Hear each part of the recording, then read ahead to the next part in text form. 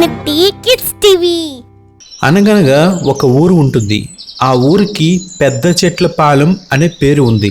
ఈ ఊరికి ఈ పెద్ద చెట్ల పాలెం అనే పేరు ఎందుకు వచ్చిందంటే ఆ ఊరిలో పెద్ద పెద్ద చెట్లు చాలా ఎక్కువగా ఉంటాయి. ఆ చెట్ల వల్లే ఆ ఊరికి పెద్ద చెట్ల పాలెం అనే పేరు వచ్చింది. ఈ ఊరు చుట్టుపక్కల కూడా ఆ చెట్లు చాలా పెద్దవిగా ఉంటాయి. అయితే ఆ ఊర్లో చింటూ అనే ఒక బాబు ఉంటాడు. వీడు చాలా తెలివైనవాడు. ఆ ఊర్లో ఉండే ఇతర వాళ్ళతో రకరకాల పందాలు కాసి ఆ పందాల్లో తన తెలివితేటలతో గెలుస్తూ ఉంటాడు. ఆ విధంగా ఆ పందాల్లో గెలుపొందడం వల్ల ఆ ఊరు వాళ్ళు ఆ చింటూకి రకరకాల బహుమతులు ఇస్తుంటారు. ఈ విధంగా చింటూ ఎన్నో బహుమతుల్ని ఆ పందాల ద్వారా గెలుచుకుంటూ ఉంటాడు. ఆ విధంగా ఆ ఊర్లో అందరూ ఆ చింటూని చాలా తెలివైనవాడిగా చెప్తుంటారు.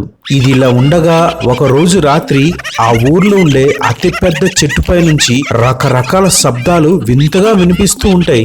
ఆ వింత శబ్దాలు ఏంటో కనుక్కోవడానికి ఆ ఊర్లో ఉండే కొంతమంది పెద్ద మనుషులు ఆ చెట్టు దగ్గరికి వెళ్ళి పరిశీలిస్తూ ఉంటారు. ఇంతలో వాళ్ళకి ఆ చెట్టు దగ్గర ఒక దెయ్యం పిల్ల కనిపిస్తుంది. ఆ దెయ్యం పిల్ల చాలా అల్లరి దెయ్యం పిల్ల. అది అక్కడ ఉండే వాళ్ళకి ఇబ్బంది పెడుతుందని అప్పటి నుంచి ఆ చెట్ల వైపు చీకటి పడిన తర్వాత ఎవరు వెళ్ళరు. కానీ పొరపాటున ఎవరైనా తెలియకుండా ఆ చెట్ల వైపుగా వచ్చారంటే వాళ్ళకి ఆ అల్లరి దెయ్యం పిల్ల ఎన్నో రకాలుగా ఇబ్బందులు పెడుతూ వాళ్ళని గిల్లుతూ గిచ్చుతూ అక్కడి నుంచి తరిమేస్తుంది.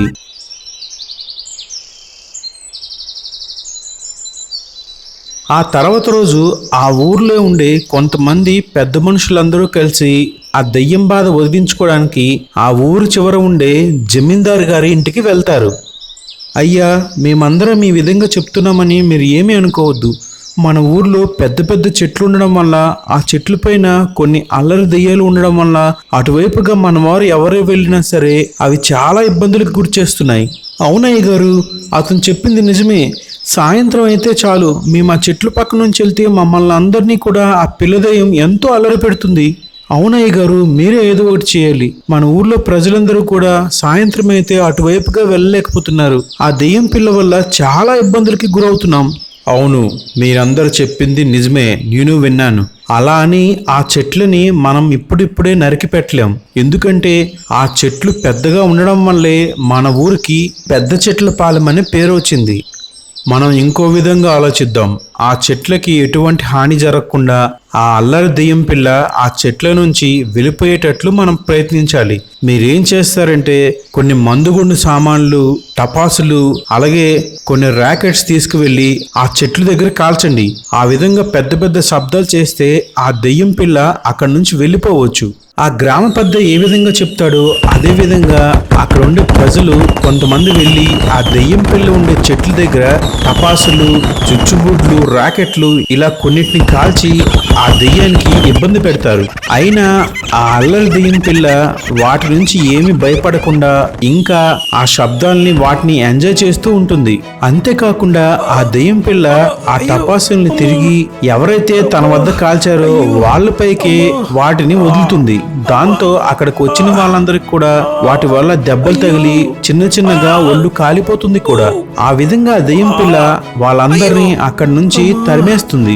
ఆ విధంగా తగిలిన గాయాలతో ఆ ప్రజలందరూ తిరిగి ఆ గ్రామ పెద్ద దగ్గరికి తమ బాధను చెప్పుకోవడానికి వెళ్తారు. అయ్యా, మీరు చెప్పినట్లు చేసాం. అక్కడ అన్ని టపాసులు కాల్చాం. అయినా ఆ దెయ్యం పిల్ల అవన్నీ తిరిగి మా మీదకే వదిలింది. దానివల్ల మా ఒళ్ళు కాలిపోయింది. మేము ఎన్నో బాధలు పడ్డాం. దాని నుంచి ఎలాగోలా తప్పించుకొచ్చాం. అది మామూలు దెయ్యం పిల్ల కాదు, చాలా అల్లరి దెయ్యం పిల్ల. మీరే ఎలాగోలా మమ్మల్ని కాపాడండి. సరే, నేను ఆలోచిస్తాను. ఒక మంచి మాంత్రికుడిని పిలిపించి ఆ భూతాన్ని ఇక్కడి నుంచి వదిలిద్దాం.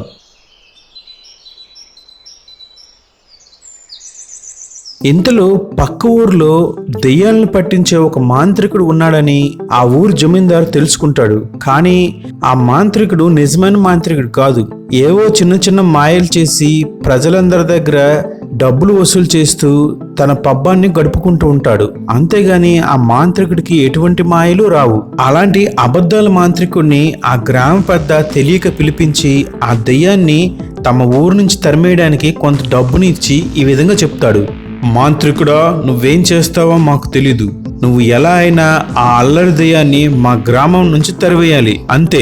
ఆ మాంత్రికుడు సరే అనుకొని ఆ డబ్బు తీసుకొని ఆ దెయ్యం పిల్ల ఉండే చెట్ల దగ్గరికి వస్తాడు. హహహహ, ఇక్కడేనా దెయ్యం పిల్ల ఉంది? ఏ దెయ్యం పిల్ల, ఎక్కడున్నావు? నువ్వు ఉన్నావో లేదో నాకు తెలియదు, కానీ నిన్ను వదిలిస్తానని వాళ్ళందరికీ అబద్ధాలు చెప్పి నేను మాత్రం డబ్బులు సంపాదించుకున్నాను. నువ్వు నిజంగానే ఉన్నావో లేదో నాకు అనవసరం. నేను మాత్రం ఈ డబ్బులు తీసుకొని ఇక్కడి నుంచి, ఈ ఊరు నుంచి వెళ్ళిపోతున్నాను. అరే ఓ అబద్ధాల మాంత్రికుడా, ఇక్కడ ఎవరు లేరనుకుంటున్నావా? నేను ఉన్నాను. ఈ చెట్టుపై జీవిస్తున్న ఆ అల్లరి దెయ్యం పిల్లని నేనే. నన్ను ఈ చెట్టు నుంచి, ఊరు నుంచి పంపిస్తానని చెప్పి అందరికి మాయమాటలు చెప్పి డబ్బు తీసుకుని పారిపోతావా? ఆగు, నీ పని చెప్తా. నేనేంటో నీకు చూపిస్తా. ఆ విధంగా ఆ దెయ్యం పిల్ల ఆ మాంత్రికుడికి నానా రకాలుగా ఇబ్బందులు గురిచేసి రక్కి గిచ్చి అక్కడి నుంచి, ఆ ఊరు నుంచి తరిమి కొడుతుంది. ఆ విధంగా ఎన్ని ప్రయత్నాలు చేసినా ఆ గ్రామంలో నివసించే ప్రజలు గాని, ఆ గ్రామ పెద్ద గాని ఆ దెయ్యాన్ని ఆ చెట్టు నుంచి పంపించలేక ఇంకెవరు కూడా చీకటి పడిన తర్వాత ఆ చెట్ల వైపు వెళ్లకుండా ఆ ఊర్లో ఒక నియమాన్ని పాటిస్తారు.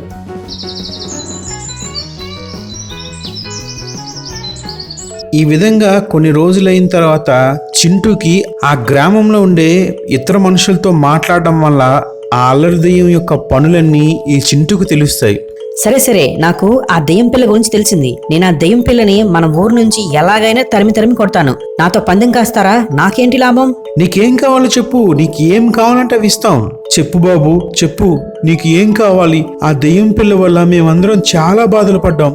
సరే, మీరేం భయపడొద్దు. ఆ దెయ్యం పిల్లని నేను ఈ ఊరు నుంచి తరిమి కొడతాను. ఇదే నా పందెం. కాకపోతే నేను ఈ పందెంలో గెలిస్తే మీరు నాకు సంవత్సరం పాటు బియ్యాన్ని, ఇతర ఆహార పదార్థాలని, కూరగాయల్ని నాకు 1 సంవత్సరం పాటు మీరు నాకు ఇవ్వాల్సి ఉంటుంది. సరే బాబు, నీకు ఏం కావాలంటే అవి, ఎన్ని కావాలంటే అని సంవత్సరం మొత్తం మన గ్రామంలో ఉండే ప్రజలందరూ నీకు ఇస్తారు. నువ్వు ఎలా అయినా దెయ్యాన్ని ఇక్కడి నుంచి వదిలించు. ఆ రోజు సాయంత్రమే చింటూ తన ఫ్రెండ్ అయిన పింటూతో కలిసి ఆ దెయ్యం పిల్ల ఉన్న ప్రాంతానికి నడుచుకుంటూ చేతిలో ఒక గాజు సీసాను పట్టుకొని వెళ్తారు. వాళ్ళిద్దరికి కూడా ఆ దెయ్యం గురించి తెలిసినా ఏమీ తెలియనట్టు నటిస్తూ అక్కడ చాలాసేపు వెయిట్ చేస్తూ ఉంటారు. చీకటి పడిన వెంటనే ఇంతలో ఆ దెయ్యం పిల్ల కొంతసేపటికి అక్కడికి రానే వస్తుంది.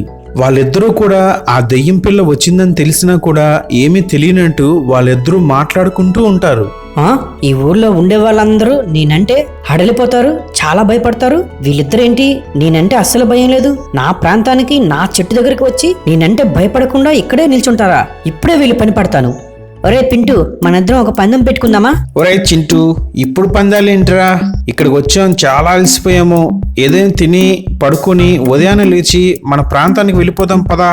సరే పింటూ, అలాగే తిని పడుకుందాం. కాకపోతే ఒక చిన్న పందెం. ఈ సీసా ఉంది కదా, ఈ గాజు సీసాలో నేను ఒక కాయిన్ వేశాను. ఆ కాయిన్ నువ్వు ఎలాగైనా బయట తీసావంటే నువ్వు కోరిన బహుమతి నేను నీకు ఇస్తాను. ఇంత చిన్న పందానికైనా అంత బిల్డప్ ఇచ్చావు? ఇప్పుడే ఆ కాయిన్ ని గాజు సీసాలోంచి తీస్తాను. ఆగాగు, పందాన్ని మొత్తంగా విను. ఈ సీసాలో ఉన్న కాయిన్ ని ఈ సీసా ముట్టకుండా, వంచకుండా తీయాలి. అప్పుడే పందెం గెలిచినట్టు. ఇంతలో దెయ్యం పిల్ల వీరిద్దరూ వేసుకునే ఆ పందెం గురించి జాగ్రత్తగా వింటూ ఉంటుంది. ఒరే చింటూ, అలాంటి పందాలేస్తే నేనే కాదు ఎవరూ గెలవలేరు. అంతెందుకు, ఈ చెట్టు పైన ఒక దెయ్యం ఉందంట. ఉందో లేదో మనకు తెలీదు. ఆ దెయ్యం పిల్ల కూడా నువ్వు చెప్పిన ఈ పందాన్ని అస్సలు గెలవలేదు. ఇంతలో ఆ దెయ్యం పిల్ల ఒక్కసారిగా వాళ్ళిద్దరి మధ్యలోకి వస్తుంది. అయినా వాళ్ళిద్దరికి అక్కడ దెయ్యం పిల్ల ఉందని తెలిసి కూడా దాన్ని ఏమి చూడనట్టు, పట్టించుకున్నట్టు మాట్లాడుతూ ఉంటారు. ఏంటి, నేను ఈ పందెంలో గెలవలేనా? ఎవరు చెప్పారు? ఇప్పుడే చూడండి, ఆ కాయిన్ ని సీసాలోంచి ఏ విధంగా తీస్తాను. ఆ సీసాని అక్కడ పెట్టు. ఆ దెయ్యం పిల్ల చెప్పినట్టు ఆ చింటూ ఆ గాజు సీసాని ఒక రాయి పైన పెడతాడు. వాళ్ళ పందెం గురించి తెలియని ఆ దెయ్యం పిల్ల పందెంలో ఎలాగైనా గెలవాలని ఒక్కసారిగా పెద్ద సైజు నుంచి అతి చిన్నగా మారిపోయి ఆ గాజు సీసా లోపలికి నాణేన్ని తీయడానికి వెళ్తుంది. ఇంతలో చింటూ వెంటనే ఆ గాజు సీసాకి తన దగ్గర ఉన్న మూతని గట్టిగా బిగించి ఆ గాజు సీసాని తీసుకువెళ్లి ఊరి చివర ఎక్కడో పొలిమేరలో భూమి లోపల పాతేస్తాడు. ఆ విధంగా ఆ అల్లరి దెయ్యం పిల్ల యొక్క బాధ వదిలిపోవడం వల్ల ఆ గ్రామంలో ఉండే ప్రజలందరూ చింటూకి కావాల్సిన కూరగాయలు, తినుబండారాలు, ఇతర సరుకులు అన్ని చింటూకి బహుమతి గెలిచినందుకు తనకిస్తారు.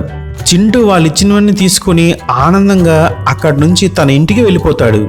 ఆ విధంగా ఆ అల్లరి దెయ్యం యొక్క పీడ వదిలిపోయిన తర్వాత ఆ గ్రామంలో ఉండే ప్రజలందరూ ఆనందంగా జీవిస్తూ ఉంటారు.